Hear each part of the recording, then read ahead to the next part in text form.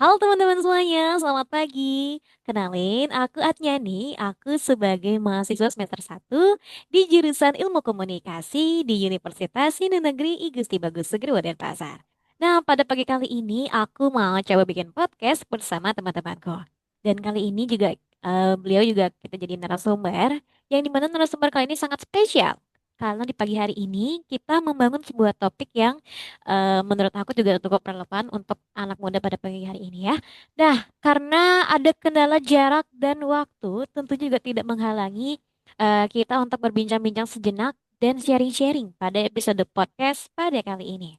Nah, sebelum beralih ke narasumber kita pada pagi hari ini, aku mau nyebutin dulu topiknya apa. Karena tadi seperti yang aku bilang, topik ini tuh cukup simple buat anak-anak seumuran kita yang dimana mau berujung dewasa dan notabene itu seperti mau upgrade level ke kehidupan yang selanjutnya atau ke jenjang yang lebih serius gitu ya. Nah, topiknya yaitu sekedar sharing-sharing tentang perbedaan budaya yang dialami dengan anak rantauan yang dimana mereka itu merantau ke Bali dan melanjutkan pendidikan di jenjang berikutnya. Dan kita bisa kasih judul Perbedaan Membuatku Tumbuh di Bali. Nah, jadi cukup menarik ya topiknya. Dan kebetulan pas juga narasumber yang diundang pada kali ini juga adalah seorang anak rantau yang merantau jauh dari kampungnya untuk melanjutkan pendidikan di Bali. Nah, tanpa basa-basi lagi langsung aja kita lanjut ke sesi sharing-sharingnya nih. Oke, halo Adi dan Nesa, selamat pagi. Gimana nih kabarnya pada pagi hari ini? Halo Iya. juga, Giatnya nih, Nyani. apa Hai. kabar? Kita Baik pasti sih harusnya baik kalau ya. hari ini Gimana lagi dengan bahagia banget nih. Gimana host Kak pagi kabarnya? hari ini yang sangat ceria dan bahagia? Gimana kabarnya? Oke, cukup semangat banget ya dari dua narasumber kita. Oke, kalau kabar aku sendiri baik ya, Adi dan Nesa. Terima kasih sudah menanyakan kabarku. Anyway, sebelum lanjut ke selanjutnya, maksud aku ya, kita mau ngucapin terima kasih juga ke Adi dan Nesa karena udah berkenan mau jadi narasumber pada podcast di episode kali ini. Wah, kita juga sangat-sangat berterima kasih buat Atnya nih untuk undang kita berdua Iya Kak, di jadi episode kayak podcast mungkin pada kali ini kita bisa jadi sore hari ini. sharing juga, ya kan Adi? Betul, betul, betul, betul, betul. Of Oke. course. Oke, tadi karena kita juga ngundangnya karena dengar-dengar kalian anak rantauan dari luar Pulau Bali ya, yang kuliah di Universitas Sinu Negeri I Gusti Bagus Negeri Denpasar. Betul sekali. Iya, Oke. betul. 100 buat hostnya. Thank you ya. Oke, kalau dengar-dengar kalian dari luar Pulau Bali, mungkin bisa sedikit diceritakan asal kalian dari mana dan mengapa Boleh. memilih melanjutkan jenjang kuliah ini di luar halaman kampung rumah kalian. Uh, Ah, cukup menarik. sangat-sangat Jadi amat menarik ya topiknya aku hari tuh ini. aku tuh dari Sulawesi Tengah, Kabupaten Parigi Motong. Alasan aku untuk keluar dari Pulau Sulawesi ada 3 poin yang aku ambil, yaitu keluar dari zona nyaman pertama pastinya, terus belajar untuk merantau, dan juga belajar untuk hidup lebih mandiri. Gitu. Mungkin dari Nesa bagaimana? Kalau aku sih cuma satu ya alasannya karena kayak nggak perlu banyak alasan untuk melakukan sesuatu kalau menurutku ya aku tuh kayak uh, aku tuh kayak merantau tuh cuma karena nenekku sendiri jadi aku harus nemenin dia karena kakakku udah nikah udah gitu aja sih. Ah, iya ya. Oke, kalau dari Nesa kita dengar sambil nemenin neneknya di Bali. Jadi sambil nemenin neneknya juga sambil melanjutkan kuliahnya ya Nesa ya, seperti itu. Yaps, benar banget. Oke. Oke. Dari cerita yang udah kita dengerin barusan, kita jadinya pengen tahu lebih lanjut nih, gimana experience-nya Adi dan Nesa ketika sudah merantau di Bali. Spesifiknya mungkin dalam kalian beradaptasi dengan budayanya Bali mungkin. Nah ini mungkin bisa sedikit diceritakan, apakah ada perbedaan budaya antara Bali dan Sulawesi? Silahkan Adi, Nesa. Wah, pasti banyak banget perbedaan budaya yang saya rasakan sebagai notabene umat mayoritas. Banyak banget tradisi-tradisi yang berbeda dari Hindu di Sulawesi gitu. Mungkin dari entah itu dalam upacaranya ataupun pelaksanaannya juga berbeda, dan beberapa upacara-upacara kecil yang di sini dengan di Sulawesi itu berbeda banget gitu. Itu perspektif ataupun pandangan dari saya sebagai umat mayoritas. Mungkin dari Nesa bagaimana? Oke, mungkin kalau Adi lebih ke spesifik kayak upacara adat ya, karena dia memang termasuk kayak mayoritas dan jadi bisa beradaptasi dengan budaya-budaya di sini. Kalau saya sih, seperti yang kalian lihat sendiri, saya di sini kaum minoritas, guys. Jadi kayak apa yang harus saya lakukan? Jadi kalau kalau tentang budaya itu yang kayak saya yang mau bikin saya agak-agak wah, oh ternyata gini ya, dan nggak bikin saya, aduh kok gini gitu. Cuman tutup jalan. Kenapa saya berpikir begitu? Karena saya nggak ngerti daerah sini. Karena meskipun saya pakai Google Maps, pun saya sering nyasar. Seperti yang kalian tahu sendiri. Kalau aku pernah nyasar pas aku mau ospek ke Bangli. Dah itu aja sih kayak kenapa bisa ditutup jalannya? Sedangkan aku nggak ngerti jalan. Tapi itulah namanya keunikan suatu daerah. Jadi kita harus tetap menghormati dan mengikuti aja. Nyasar ya udah putar balik boleh kan ya? Oke, Ya tapi itu aja waktu sih. itu nyampe ke kampus ya kan, waktu ospek Nesa? Nyampe waktunya kan harusnya 1 jam tuh dari sini ke sana.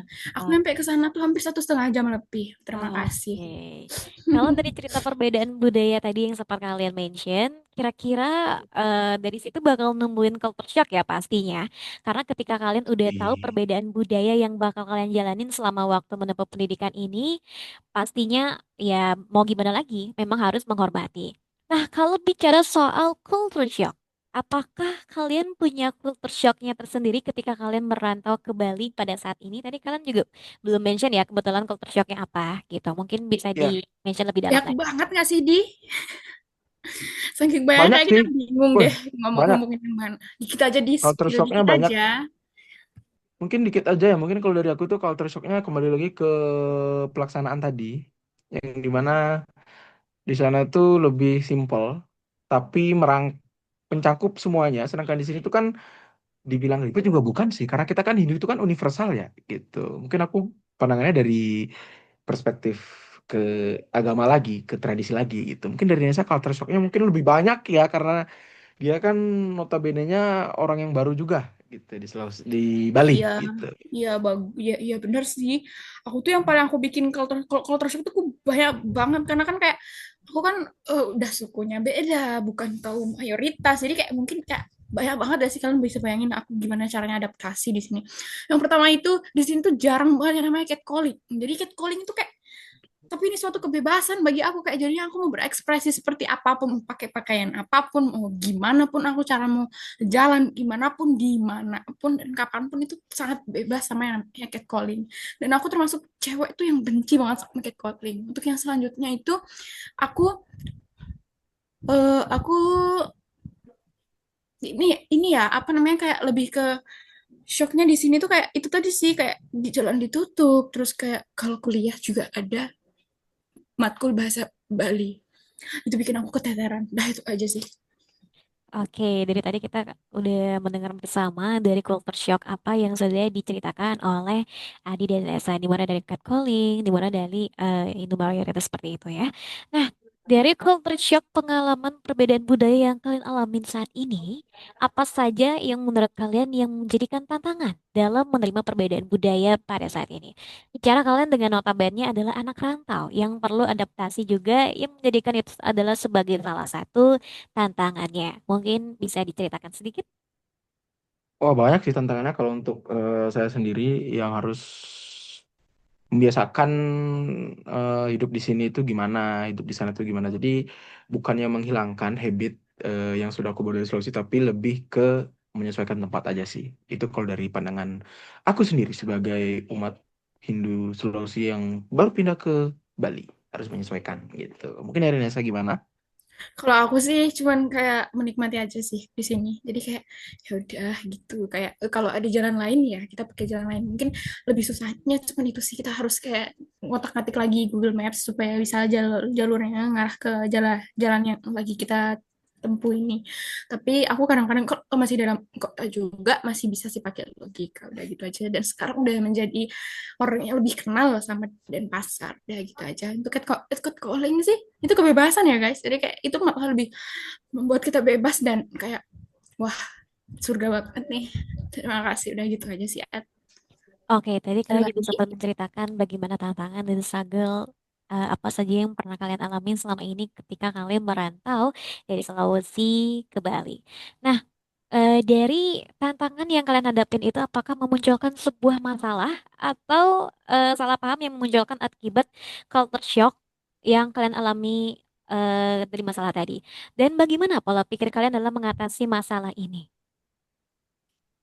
Kalau dari aku sendiri sih nggak sampai ada menimbulkan masalah dan salah paham ya. Dan pola pikir aku tuh sih lebih ke ya udah profesional aja gitu. Jadi kayak lebih ya udah jalanin aja deh gitu. Iya, sama sih kalau aku ya udah kayak itu kan Nah, malah sesuatu. Emang itu kan kewajiban kita nggak sih? Jadi kayak ya betul mengikuti ya banget, adat-adat gitu betul yang di banget. sini itu emang udah konsekuensi gitu kita untuk Of pindah course, ke sini. Gitu aja gitu. sih. Oke, keren banget ya teman-teman jawaban dari Adi dan Nesa terkait bagaimana cara mereka mengatasi masalah di dalam posisi sebagai anak perantauan yang masih berusaha beradaptasi dengan perbedaan budaya yang mereka hadapi. Nah, selanjutnya aku mau nanya nih, dari Adi dan Nesa, pastinya kangen banget dong sama kampung halaman kalian di Sulawesi. Kira-kira dari pengalaman perbedaan budaya yang kalian hadapi tadi, adakah momen kalian menceritakan ke orang tua kalian melalui via telepon atau apa terkait dengan perbedaan budaya yang sedang kalian hadapi? Dan ketika kalian menceritakan bagaimana perbedaan budaya itu ke orang tua kalian, bagaimana respon orang tua Adi dan Desa terkait apa hal yang kalian ceritakan? Mungkin bisa diceritakan sedikit atau tidak ceritakan juga tidak apa-apa. Kalau aku sih lebih ke orang tua sih responnya tetap sama kayak pendirian aku tadi, kayak ya udah jalanin aja di, tapi jangan sampai lupa dengan yang namanya sembahyang, itu aja. Sama sih kalau aku untuk jalan-jalan tuh. Tapi kalau untuk catcalling tuh kata ayahku meskipun kamu di situ bebas tapi harus tetap jaga diri. Udah itu aja. Oke, cukup menarik ya dari respon orang tua Adi yang dimana cukup suportif untuk mendukung anak-anaknya untuk merantau di luar dari kampung Betul, halaman gitu. mereka. Oke, dari cerita Adi dan Nesa yang kita dengerin dari awal sampai akhir pada podcast kali ini itu cukup menarik perhatian juga ya teman-teman karena secara kita juga khususnya aku juga khususnya ya sorry sebagai orang yang tinggal di Bali yang terhitung juga cukup lama jadinya lumayan tertarik nih buat dengerin gimana sharing-sharingnya mereka tentang merantau ke Bali. Dan aku punya pertanyaan yang terakhir ini.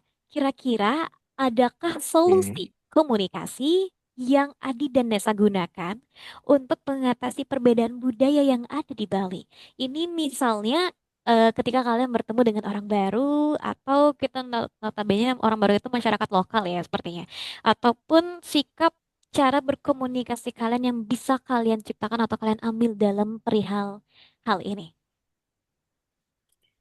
Kalau kalau aku sendiri mungkin aku bakal pakai komunikasi verbal dan non verbal juga ya, kayak istilahnya kita tuh harus eh, berbicara yang baik, sopan, dan Sopan ya juga dengan sesuai dengan etika yang sudah kita pelajari sebelum-sebelumnya. betul. Karena Kita kan di juga Indonesia kan emang memberikan, masyarakatnya sopan-sopan ya. Jadi kayak kita ya, harus lebih sopan lagi karena kan kita pendatang ya. Pendatang tuh nggak betul ada yang banget. harusnya kayak urakan apa gimana boleh kita harus lebih sopan karena Iya, menghormati adat istiadat dan masyarakat sekitar. eh, gestur kita juga ngomong harus sopan gitu. Tidak boleh kita hanya abal-abal bagaimana asal-asalan gitu. Oke, balik lagi Mungkin ke itu aja, bagaimana kalian itu aja sih menciptakan, solusinya. iya, bagaimana kalian menciptakan solusinya dengan menciptakan komunikasi secara verbal dan non verbal ya Adi dan Esa. Oke, cukup Betul. kagum sekali dengan cara Adi dan Esa dalam memikirkan solusinya dalam beradaptasi terhadap perbedaan budaya yang mereka alami. Dan sejauh ini aku apresiasi juga Adi dan Esa karena udah mampu buat sharing dan bercerita tentang bagaimana perbedaan budaya yang kalian hadapi as anak rantauan, khususnya dari Sulawesi di Bali.